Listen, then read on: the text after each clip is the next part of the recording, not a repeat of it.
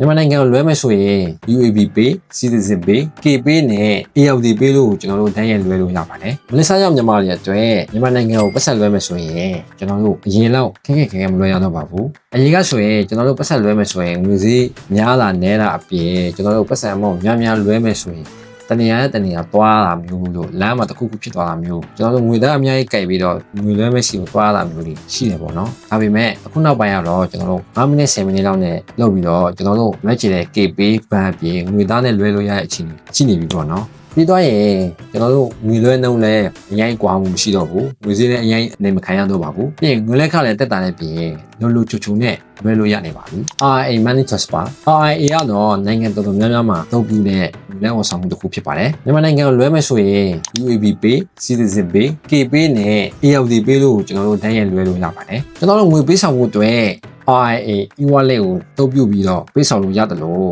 နှိစက်ရရှိတဲ့ RIA ငွေလဲဆိုင်လေးပါတယ်ကျွန်တော်တို့ဝါဆောင်လို့ရပါတယ်ငွေလဲနှုန်းကလည်းအချိန်နဲ့တပြေးညီပြနေတာဖြစ်လို့ငွေလဲနှုန်းနဲသွားမှာတော့ကျွန်တော်တို့သိပြီးတော့စိုးရိမ်စရာမရှိပါဘူး Western Union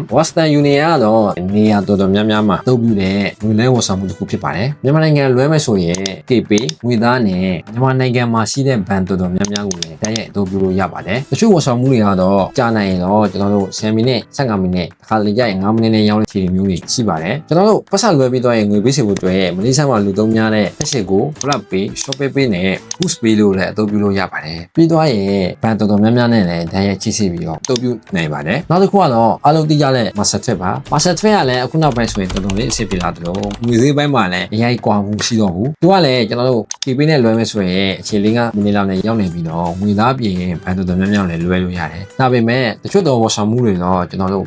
ဘဏ်ဖွင့်တဲ့အခြေပေါ်မူတည်ပြီးတော့ကြာလာမျိုးဖြစ်တတ်ပါတယ်အဲ့ဒါကြောင့်မလို့ကျွန်တော်တို့ငွေလွှဲမယ်ဆိုရင်ကျွန်တော်အခုပြောပြခဲ့တဲ့3ခုထဲကတစ်ခုကိုငွေစည်းကြည့်ပြီးတော့လွှဲနိုင်တယ်လို့ဘယ်ဟာငွေစည်းကောင်းလဲပြီးတော့ရင်ငွေလက်ခံတော့တက်တာလားဘယ်ဟာဝန်ဆောင်မှုပိုကောင်းတဲ့ပုံမှန်မူတည်ပြီးတော့ဒီ3ခုထဲကိုတစ်ခုကိုလွှဲနိုင်ပါတယ်တစ်ခါတလေကြာရင် RIA Money Transfer ငွေစည်းအရင်ပေးတာများနေပြီးတော့တစ်ခါကြာရင်လည်းကျွန်တော်တို့မှာဆက်ထွက်ရအရင်ငွေစည်းနည်းနေတက်ပါတယ်အဲ့တော့သုံးခုလောက်ကအချိန်နဲ့တပြေးညီငွေစည်း update လုပ်ပေးနေတာဖြစ်လို့ကျွန်တော်တို့တွေလွှဲမဲ့ဆွဲလာမှကြိုကြည့်ပြီးတော့ကျွန်တော်တို့ငွေစည်းများတဲ့နေရာတွေရတယ်ဗျာအခုကျွန်တော်ပြောပေးခဲ့တဲ့ RIA Western Union နဲ့